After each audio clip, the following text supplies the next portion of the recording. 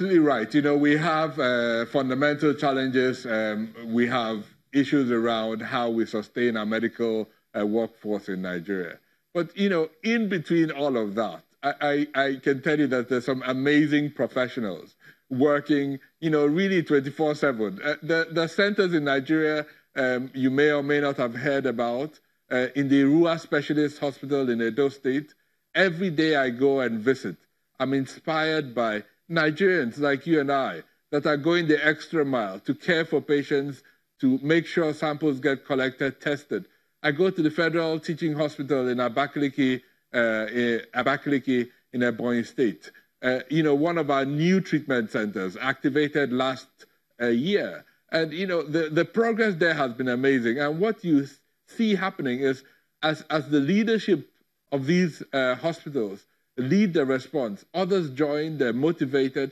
So, I think, yes, there are people that choose to leave, but there are many people that choose to stay. This is our country, and we have to stay and grow it and make sure that it serves our purposes. And so I have found, as the DG of the NCDC has given me the opportunity to travel around this country, and I've seen amazing professionals going over and beyond the call of duty, day after day, to make sure that we're able to serve the people that we've promised to serve. And I think it is in these people that I draw inspiration, that actually there is a lot of hope for this country, and that the development of this country will ultimately be driven by people like that are leading from the front lines, that are caring for people under difficult circumstances, that are not running away when they see an infectious disease.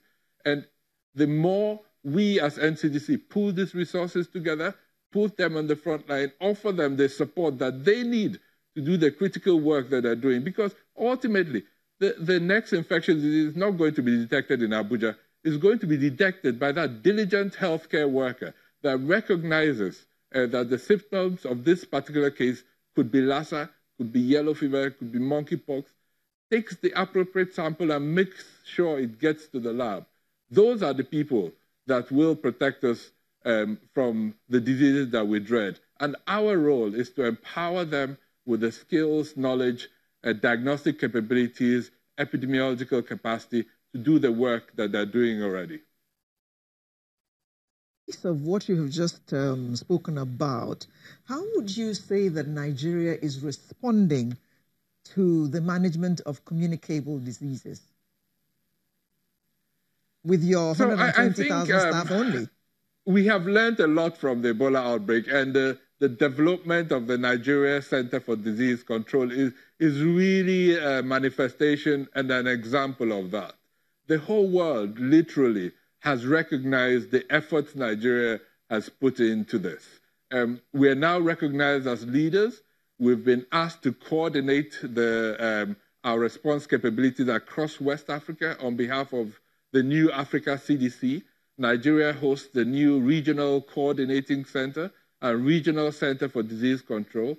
So we are now finally taking on our responsibilities as leaders in this field.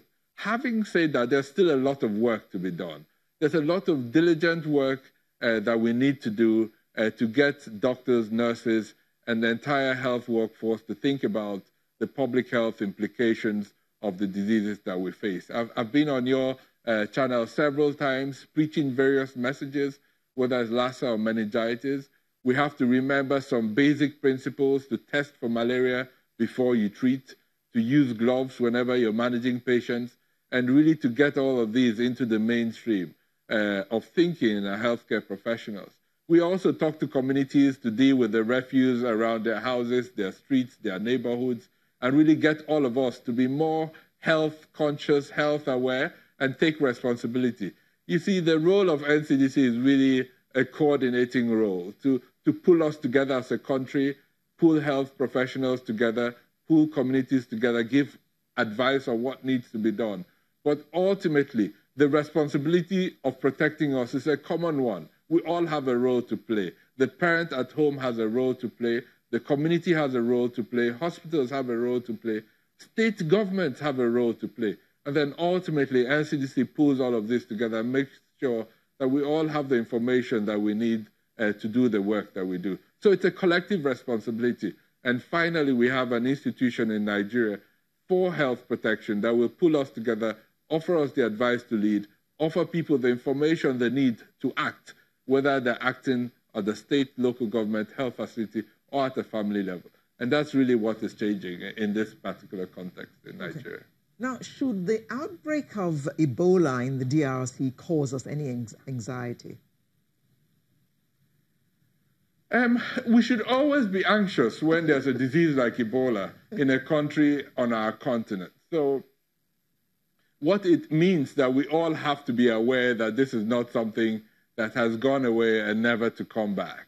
So while it should cause us some anxiety, it doesn't mean that we should get afraid and paralyzed. So we have been preparing. We have a team we call the N First team at NCDC. So if there were to be a case coming into Nigeria, we know exactly who will respond first, who will collect the samples, who will provide care, who will do different parts of the role. But the key thing is really prevention. You'll see that at our airports, we have the cameras are working. Again, they're supported by the Dangote Foundation.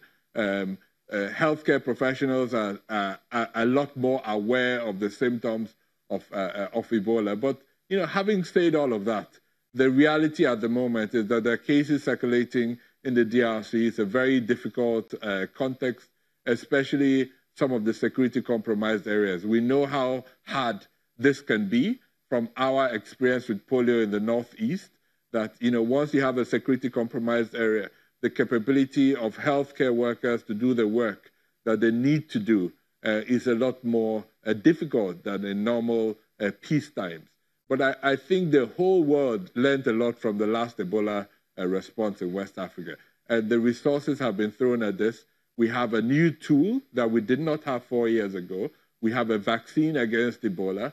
So we really need, it's a very fairly difficult vaccine to use because it needs to be kept under very specific temperatures, which are hard to achieve when there are challenges in electricity and power.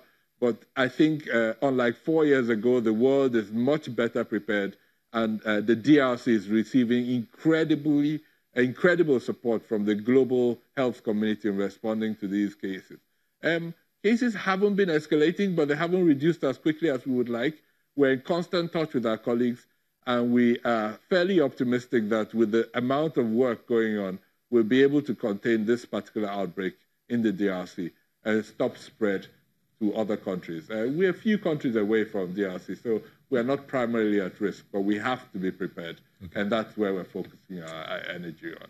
Dr. Ihekweazu, maybe it would be right to say then that you have your job cut out for you, but let's look at some other things. Across this country, we have universities in every state, some multiple tertiary institutions in some of these states, and all of them have all sorts of medical courses that they go, they study, and they have laboratories and all that. Would the NCDC be working with them to gather data, and then how would this data be used?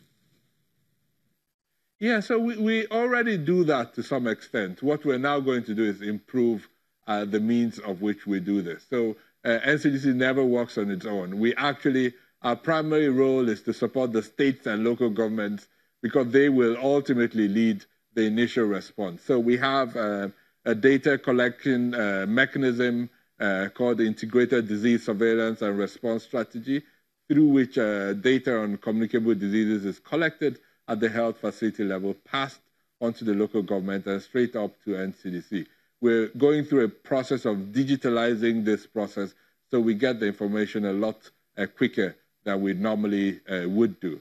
There are a few labs across the country in our public health laboratory network that we're currently supporting so that they can diagnose some of these public health diseases of interest. Hold your thoughts. We'll take a moment and then we'll come back to continue the conversation. Please don't go away.